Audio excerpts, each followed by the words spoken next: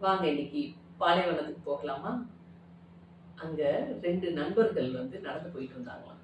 நடந்து போயிட்டே இருந்தப்ப, திடீர்னு ஒரு தடுக்கி விட்டு கீழ விழுந்துட்டாப்லயாம் ஒரு ஃப்ரெண்டு.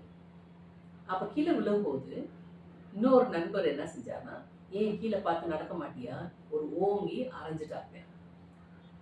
ஓங்கி அரைஞ்சத இந்த நண்பன் என்ன பண்ணான்னா, கீழ மணல்ல, "இன்னைக்கு என் நண்பன் என்னைய அடிச்சுட்டான்" அப்படின்னு மணல்ல எழுதி வச்சுட்டு நடக்க ஆரம்பிச்சுட்டாப்லயாம்.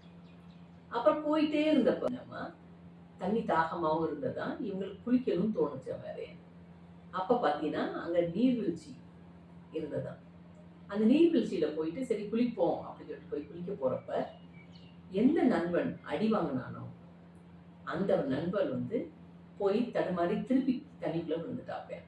தடுக்கி தண்ணிக்குள்ள போய் விழுந்த உடனேயுமே, இந்த நண்பன் அரைஞ்ச நண்பன் என்ன செஞ்சான்னா, கை குடுத்து மேல தூக்கி விட்டாப்லயாம்.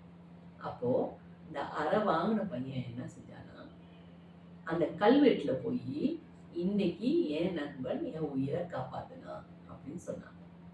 எழுதி வச்சுட்டு வரும்போது, இந்த அரைஞ்ச நண்பன் கேட்டாப்லயாம், "ஏன் ஏன் இப்படி பண்ண?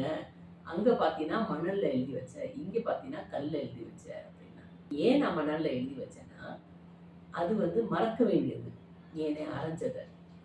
நீ என்னை காப்பாத்துனத ஞாபகம் வச்சுக்க வேண்டியது. அதனால நான் கல்வெட்டுல எழுதினேன். எப்பயுமே மன்னிக்க வேண்டியத மணல்ல எழுதி, அது காத்தோட தூத்தி போயிரட்டும் அப்படின்னு விட்டுறணும். நமக்கு நல்லது செஞ்சவங்கள அது கல்வெட்டு மாரி நம்ம மனசுல எழுதி வச்சுக்கணும். இதே மாரி தான் நம்ம வாழ்க்கையும் இருக்கணும்.